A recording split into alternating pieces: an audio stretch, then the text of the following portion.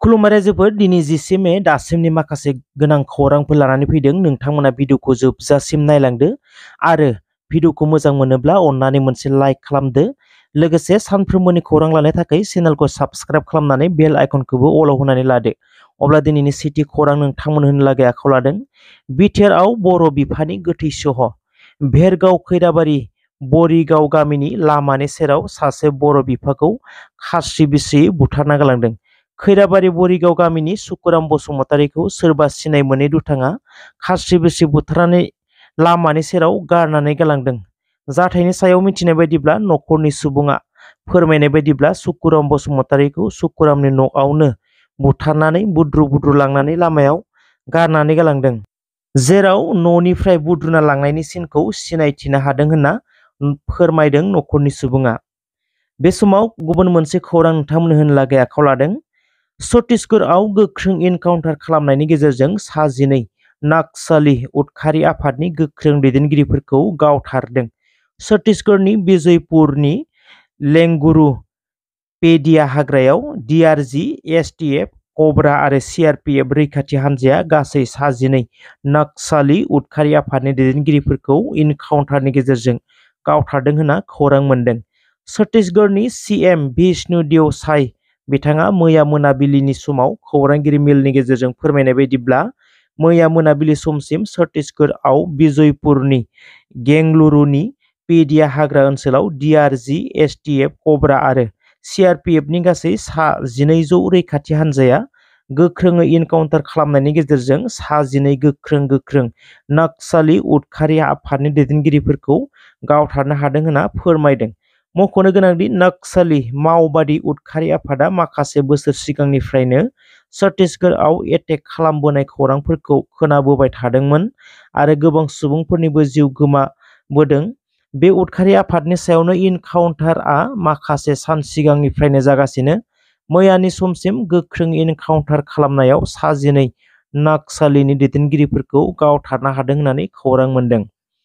बिटिआरनि गाहाय मावफुं सोद्रोमा प्रमद बर'आ आरो बिथांजोंनो लोगोसे EM रनजित बसुमतारी आरो गोबां EMफोरा फरायसालिफोरखौ नायगिदिंहैदों।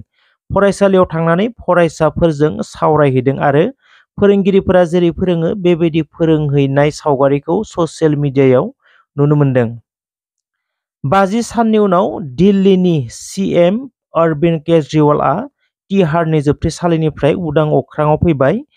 इन्टारिम बेल मोनबाय होनना खौरां मोन्दों। मख'नो गोनांदि जाख्ल'नायनि दायनिगिरि महरै EDआ केजरीवालखौ जोबथेसालियाव दोनदोंमोन। 50 सान तिहार जेलआव थानांदोंमोन, नाथाय उदां अख्राङाव फैदोंब्लाबो बिथाङा जेलनिफ्राय गवाखै। 23 साननि थाखाय बिसायख'थि फोसावदिंनो सुप्रिम कर्टआ खाबु होदों अरविंद केजरीवालखौ। नाथाय बे थि खानानै होनाय समसिम बिथाङा CM बिबानखौ लानानै खामानिखौ मावनो मोननाय नङा, अफिसियेलि खामानिखौ मावनो मोननाय नङा, नाथाय बिसायख'थि फोसावदिंनाय खामानिखौल' मावनो मोनगोन गोसो बायदियै। 1 जुनसिम बिसायख'थि फोसावदिंनो मोनगोन, नाथाय 4 जुनावनो सुप्रिम कर्टआव गावखौ गथायफिननांगोन अरविंद केजरीवालआ।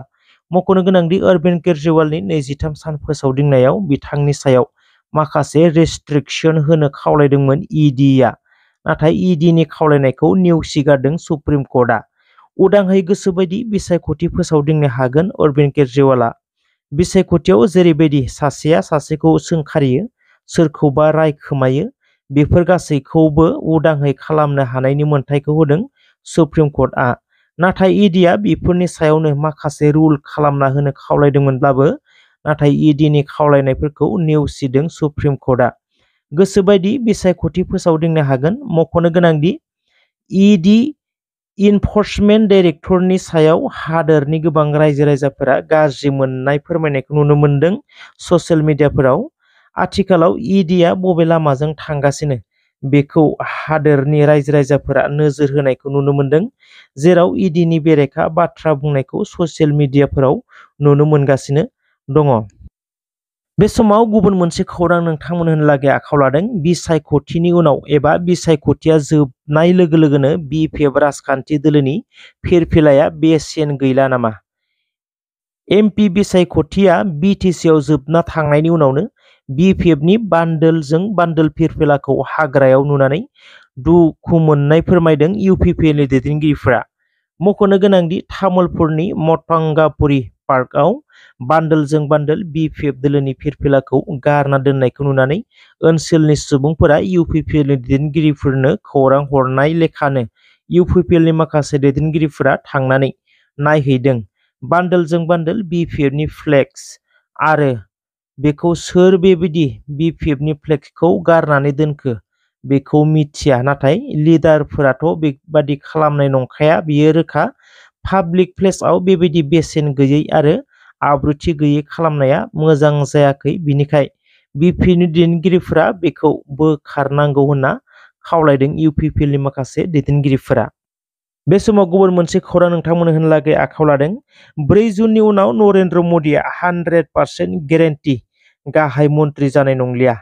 बे बाथ्राखौ बुंदों राहुल गान्धीया।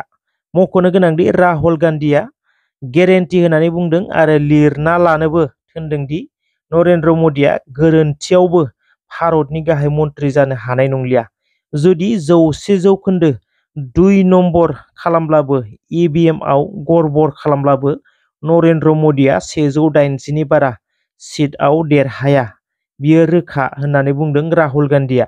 मख'नो गोनांदि बे बाराव देरहाथारनांगौनि थांखिजों राहुल गान्धीया गासैबो जायगायाव थांनानै थै-थां जुजिनायखौ नुनो मोन्दों आरो 100% देरहाथारनायनि आसाखौनो खालामदों राहुल गान्धीया। सोर सालायगोन एबार भारतखौ फैगौ 4 जुनआ भारतनि बयबो सुबुं माहारिनि थाखाय मोनसे स्पेसियेल सान बायदि जानानै दङ आरो माब्ला फैगोन बे 4 जुनआ आरो सोरनि सासन जागोन 4 जुननि उनाव बेखौ मोनथिनो बयबो नेनानै दङ। काछार पुलिसआ गोख्रोङै सिग्रोमनायनि गेजेरजों 1.2 किल'ग्रामनि हेर'इन बोखांदों आरो 2 सुबुंखौ हमनो हादों होनना खौरां मोन्दों। हमनो हानाय हेर'इननि बेसेना बाजाराव खमैबो 7 कौटि रांनि जागोन होनना पुलिस बिफाना फोरमायनायखौ नुनो मोन्दों। मोसौ बेदर बेफारिजों सोमोन्दो दं होननानै तुलसीबिल बामुनगावनि हुसेन आलीनियाव 3 लाख रां दाबिनायनि अजद। गामिनि माखासे सुबुंफोरा हुसेन आलीखौ एटेक खालामदों, जाउनाव थांनाय 25 मार्चनिफ्रायनो खारखोमानानै दङ हुसेन आलीया।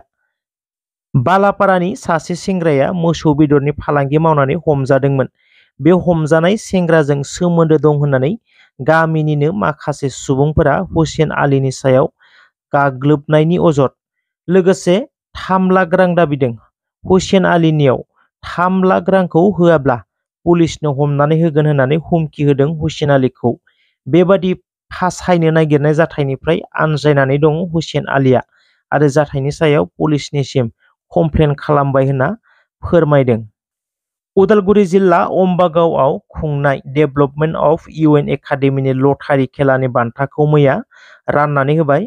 लटारिनि सेथि बान्था BMW-खौ मोननो हादों पानेरिनि भेरगाव गामिनि दिपेन दैमारिया। इन्टारेस्टिं बाथ्रादि दिपेन दैमारिया 20-24 बोसोरनि सिगां लटारि लायै लायैनो हिनजावाबो खारजादोंमोन होनना फोरमायदों दिपेन दैमारिया। सेथि बान्थाखौ मोननानै गोजोननाय फोरमायदों।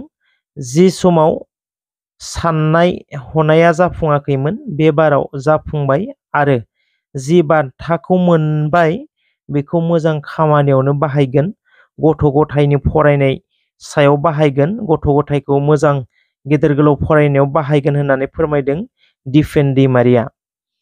थेंक इउ समाज रायजोफोर जायफोरा भिडिअखौ जोबजासिम नायजोब्बाय। नोंथांमोना भिडिअखौ मोजां मोनदोंब्ला अन्नानै मोनसे लाइक खालामदो। नोंथांमोननि मोनसे लाइकआनो आंनि गेदेरथार थुलुंगानाय जागोन आरो जुदि चेनेलखौ साबस्क्राइब खालामाखैब्ला सानफ्रोमबोनि खौरां लानो थाखाय साबस्क्राइब खालामनानै बेल आइकनखौबो अलाव होनानै लादो। थेंक इउ सो माच।